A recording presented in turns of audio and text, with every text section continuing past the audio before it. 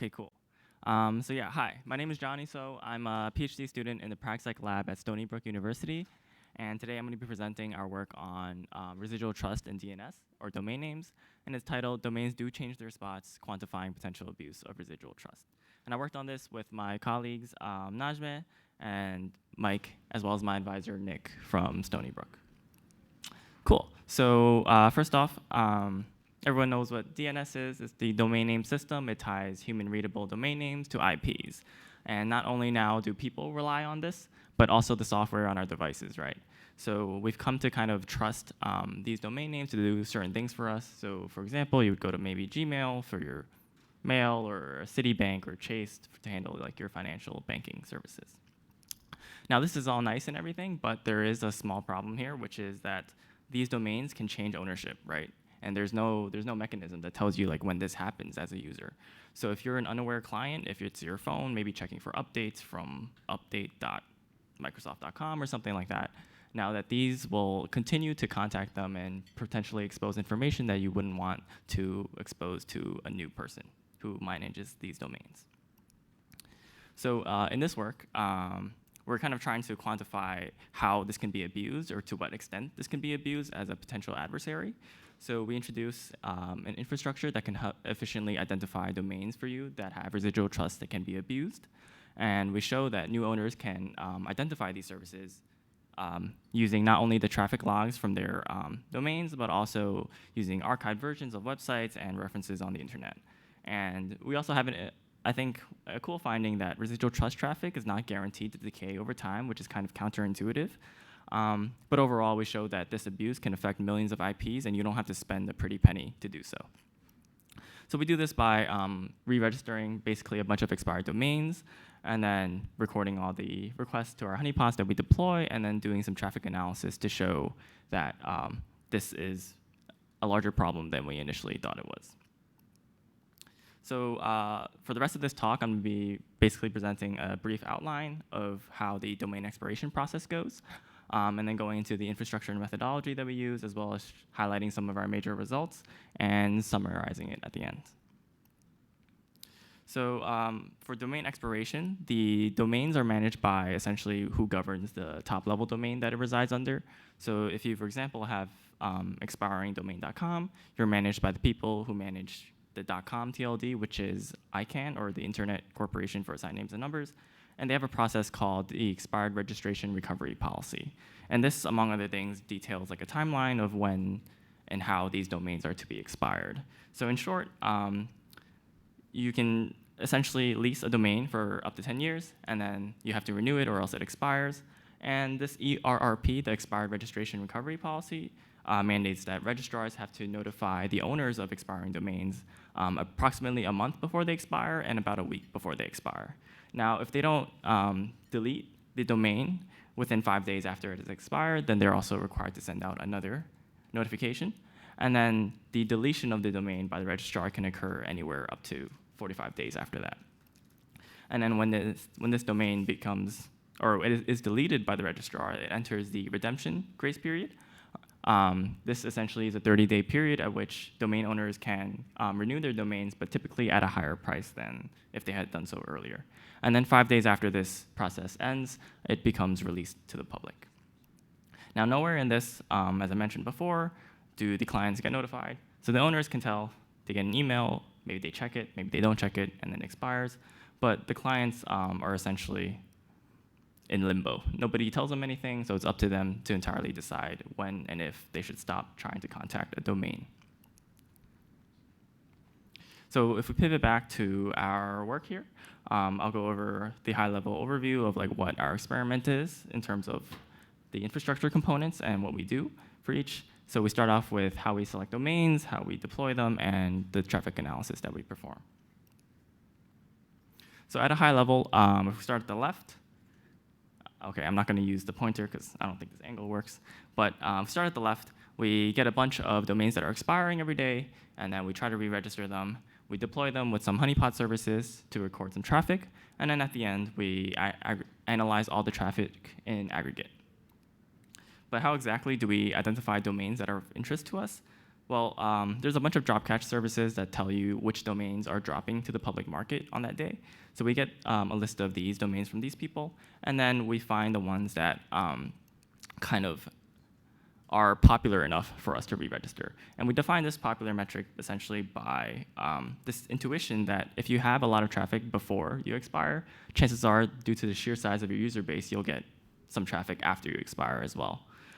So we use a passive DNS database to kind of get an estimate on the traffic popularity of these by getting an estimate on the number of DNS resolutions.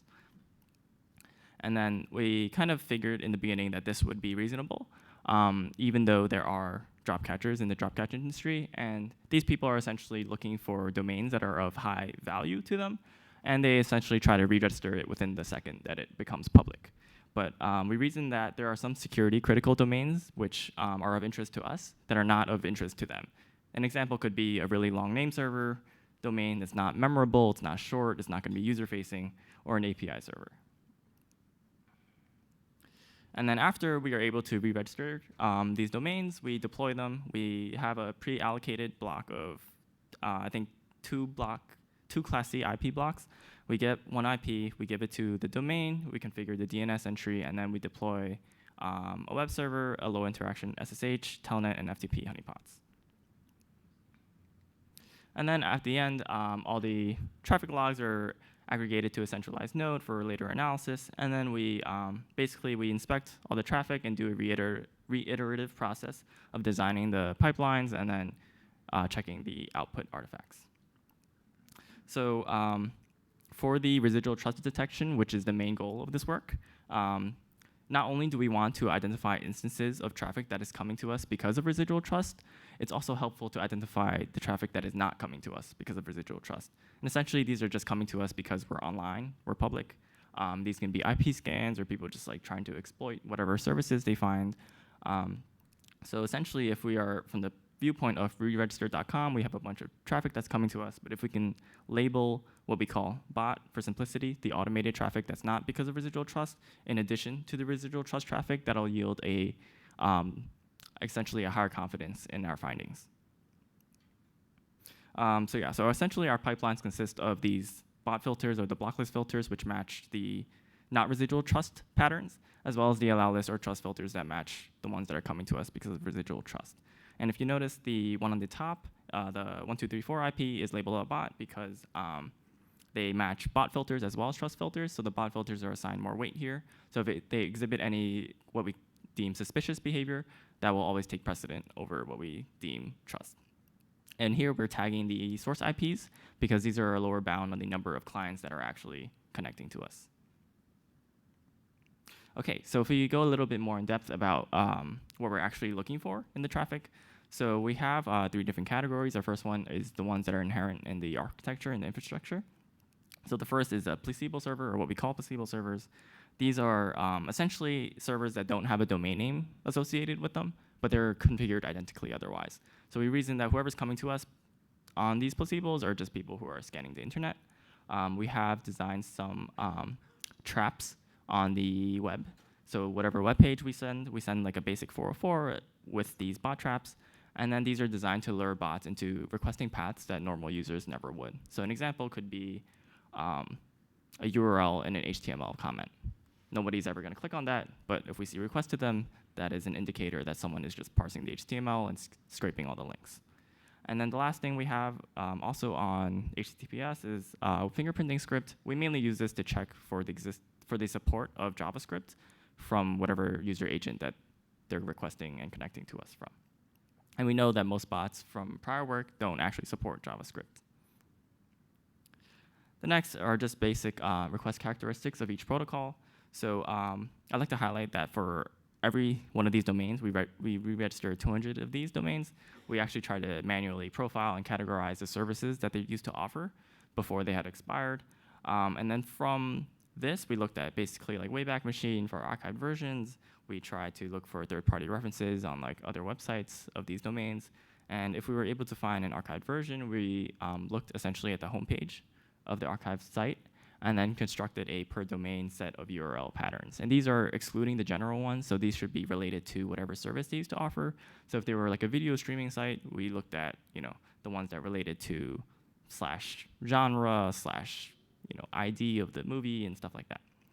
And then in addition, for HTTPS and FTP, Telnet, and SSH, all the credentials ones, we just looked at the ones that seemed suspicious, as if they were trying to exploit us, or if they were just hammering whatever they found on a password database breach. We only use RockU for this, so it's kind of old in terms of the database breach that we're actually looking at, but I'll get a little bit more into that later. And then the last thing we look at is just checking if some of these packets that we're getting match like a known Mira characteristic. Not too important, but essentially it's just checking if the TCP sequence number is the same as the IP address destination when displayed byte by byte. Okay, and the last category of filters that we use are external. These are DNS block lists and IP block lists from Firehall. And essentially, DNS block lists were originally intended to protect your mail servers from spam, but we reasoned that whoever is coming to us that is also on these block lists are not coming to us because of residual trust. And these IP block lists from Firehall are aggregated for cybercrime and whoever is trying to exploit things, and then they aggregate these from multiple providers and provide a centralized location to fetch them. Okay, so that was the main overview for the methodology and infrastructure. Now, I'd like to highlight some of the results we have, starting with some high-level stuff and going into what we have as case studies in the paper. So at a high level, I think I mentioned we registered 201, not 200, of these expired domains, spending about $7 and change on average for each of them. We recorded 650 million requests from 5.5 million IPs over 4 months.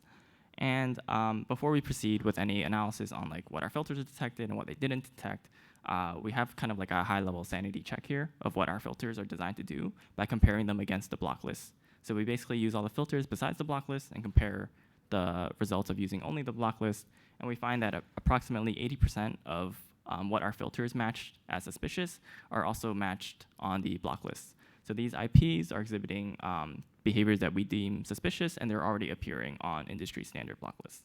So this is kind of good because it verifies what we're looking for, but it's also useful because that extra 20% that's not matching are coming to us, and we don't have to resort to a trusted third party for this. Okay, so in terms of the honeypots and what the pipelines resulted as, so this is a Sankey diagram showing the set of IP addresses all the way on the left from all of them, and then kind of splitting them down by each filter in terms of what they matched. So essentially what we're seeing here is on top, about 44% of the IPs in our data set were deemed suspicious. About a little more than half of them were deemed residual trust related, and then about 6% did not exhibit characteristics that were suspicious or trust related.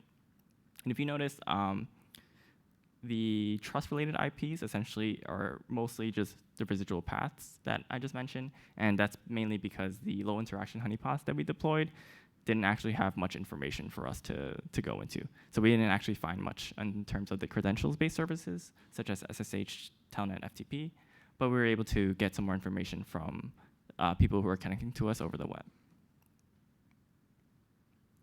Now, in terms of what we're finding here. So essentially, in short, most of the domains that we registered, we didn't find evidence that they could be abused through residual trust. But here we're concerned mainly about the outliers. And these outliers are coming to us, and we're receiving millions of IPs who are trying to connect to these domains. And if we look at the blue curve here, we're seeing that essentially only 7% of these domains received more than 1% of the traffic that we deem residual trust.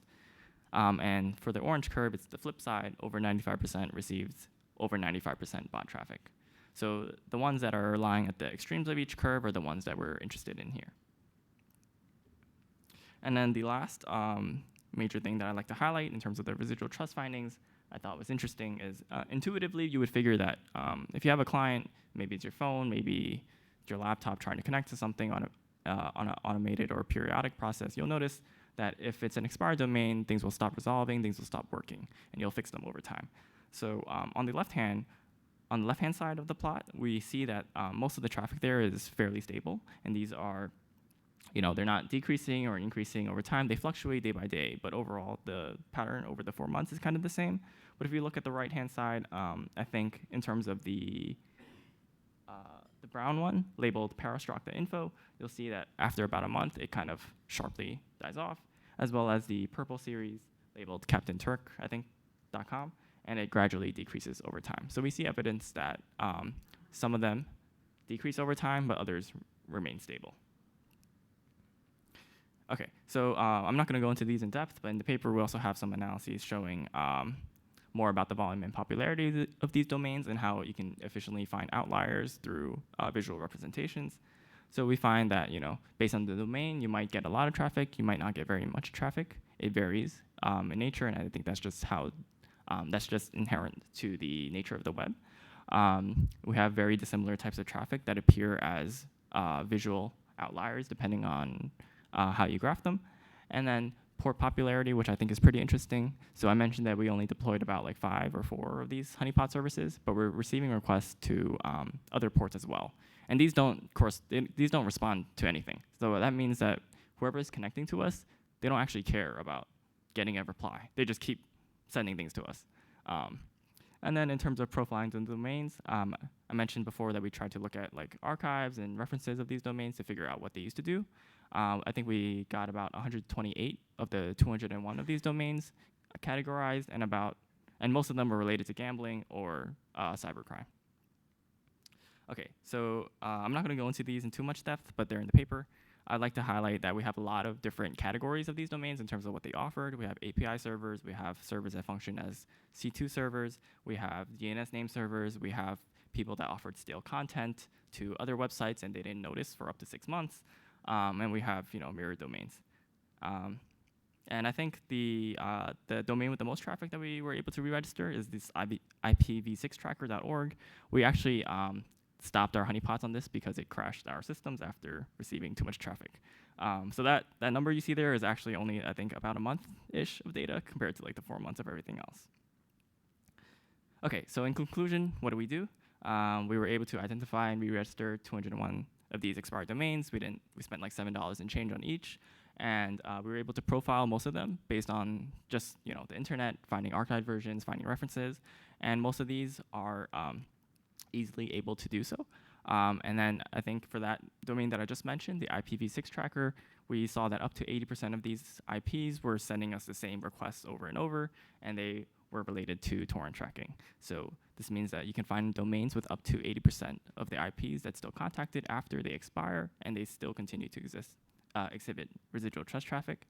And then the traffic is not guaranteed to decay over time. So I mentioned we found a domain where it was serving JavaScript to some cryptocurrency blogs, and then one of these blogs continued to leave that script on its website for up to 6 months. Yeah, so it's kind of worrisome there. And then all these domains come from a varying, essentially, a large bucket of like the services that they used to offer, and depending on the services and the type of information they expose, you can, have differing degrees of impact in terms of how you can abuse this traffic. So in conclusion, we were able to find millions of IPs that could be abused through simple re-registration of these domains. And as an immediate stopgap, since these domains stop resolving for at least 30 days before they expire and they're released to the public, if you have improved asset management and monitoring tools, we reason that whoever is setting these up for their production services should be able to kind of detect these before they happen. But of course, an ideal defense mechanism, you would need to maybe somehow define the integrity of the content that you're trying to get over the web, and then check that to make sure that is exactly what you want to be checking. Okay, so that concludes my talk. Thank you guys for attending. Do you guys have any questions?